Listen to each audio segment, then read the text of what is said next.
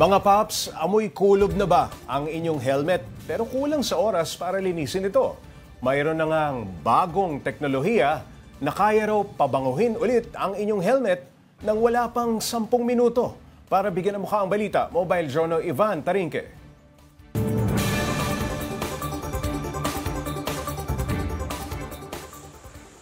Marami ng mga tao ang mahilig sa pag-angkas sa motorsiklo dahil sa bilis ng biyahe. Pero kasabay niyan, ang di may iwasang pag-asim ng mga helmet. Amoy kulob at di kaaya-aya ang amoy kadalasan ng mga helmet na ginagamit nating mga motorista sa pang-araw-araw. Pero alam nyo ba na mayroon ng automatic na machine para mapalinis at mapabango ang helmet mo? Meet Fresh Helmet sa halagang 100 pesos. Kaya na nitong linisin ang kahit anong maasim na helmet in just 8 minutes. At sa tulong daw yan na tinatawag na Phytoncide. Ang Phytoncide, isang chemical na nakakapagtanggal talaga ng amoy sa mga helmets, antibacterial din siya and anti-mold. 2 minuto lang ang kailangan para ma-activate ang chemical. At once activated, gumagamit ito ng UV para mapatay ang bakterya na nagpapabaho sa ating mga helmet. Pagkatapos yan, mababalot sa usok ang helmet para naman sa 5 minutong fog dry cleaning. Kung sino-sino yung nagsasot ng helmet, syempre, sobrang pawis nun, iba-iba yung amoy, ganon. Ito ang naabutan nating mototaxi rider. Ipinalinis na ang kanyang mabasa-basa pa ang helmet. Marami na rin kasing pasahero niya ang gumamit ito. Kaya it's time na raw para muli itong pabanguhin. Dagdag tip din, pag naaamoy ng mga pasahero na okay to si kuya, mabango.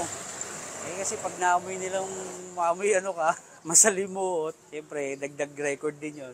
Matapos ang 8 minutong paghihintay, eto na. Amoy yung time na. Amoy bago. Para kang bumili ng bagong helmet. Ang bango niya. Wala talagang amoy. Floral scented ang panglinis na pwede raw tumagal ng 1 linggo. Hindi na masama, lalo na kung ang pagmumotor ang hanap buhay, di ba? Bawat piso mahalaga sa ating mga motorista. Kaya ang pagpapanatili ng kalinisan sa mga helmet, kinakailangan. Lalo na kung kasama ito sa pang-araw-araw na panghanap buhay. Mobile Journal, Ivan Tarinque po, hatid ang muka ng balita. Usapan pa natin ang Fresh Helmet kasama si Mobile Journal Ivan Tarinque. Ivan, madalas ka mag-mototaxi. Nakaka-encounter ka ba ng medyo amoy sinigang na helmet? Oh. Pops, hindi talaga may iwasan yung maka-encounter ka talaga niya, no? Oo. Kasi usually, pag nag-mototaxi ka, maraming pasahero muna bago ikaw yung sumakay. So, ibig sabihin, halo-halo na. Matchatsambahan ka. Pag ikaw yung natsambahan, malas talaga. Pero usually naman, Pops, pag nag-mototaxi ka, may spray lang. Pero hindi siya tumatagal talaga ng biyahe. Plus, pagpapawisan pa, yung mga nauna pa sa'yo. So, iba talaga, maamoy mo talaga yung difference. Kakaiba to, no? Ngayon ko lang na-encounter itong ganitong klase ng machine, no? Machine, helmet cleaning machine. Pero mabango nga, no? Sabi mo, amoy parang humahalimuyak na bulaklak, eh. Pero safe naman ba? Dahil may mga chemicals silang ginagamit.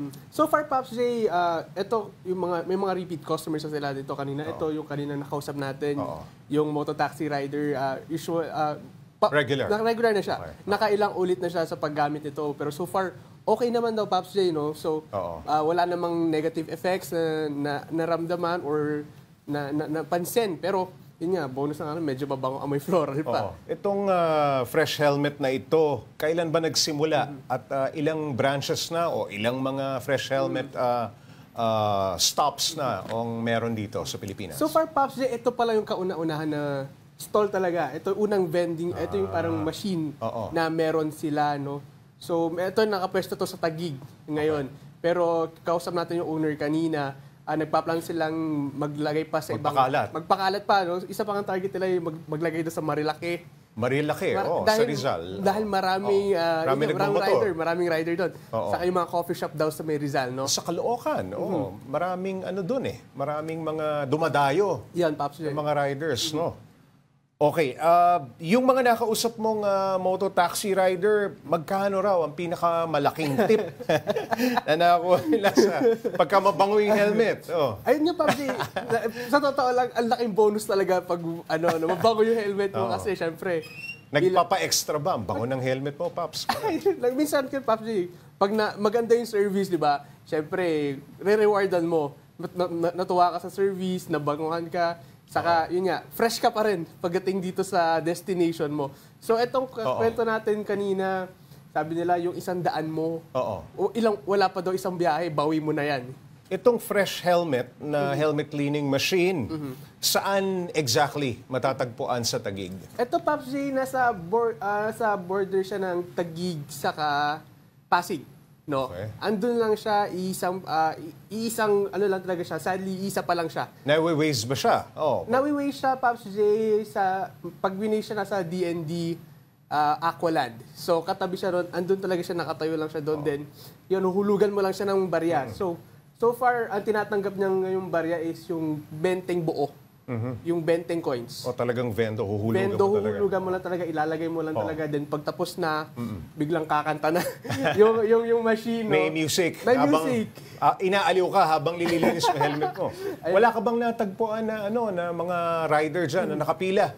Kanina, Pops, may pila kanina ng riders. No? So kanina tuwang-tuwa nga sila kasi napakakaiba nga daw. No? So first time lang talaga din nila maka-encounter ng ganito, lalo na daw ngayong panahon, tag-ulan, tapos pag yun nga, medyo pag nababasa yung helmet. Ngayon Iba, napapanahon niya. Napapanahon, Pops J, yung amoy daw talaga ng helmet, iba. No? So nahihiya rin sila dun sa mga passenger nila. No? Correct. Kasi, syempre, yung pasahero daw na lang yung ma-apekto dun sa amoy. Sigurado kang safe yan. Baka mamaya, ipalinis ko itong helmet ko, matunaw. Ha? Okay naman, Pops J. Baka matunaw yung helmet ko. Ha? So safe naman yung helmet mo. Safe naman, Pops J. Yung kanina, tinetesting natin, may isa doon, 1 week nang nalinis. 1 week ago yung unang linis, pero wala naman daw nag-iepekto sa kanya. No? So, saka, mabango pa rin. No? Yung amoy pa rin, malakas pa rin yung amoy, hindi naman siya basta-basta kagad nawawala pa. Yung riding jacket halimbawa o riding gloves, pwede ba ipalinis doon? Ayun, Pops, isa pa yun.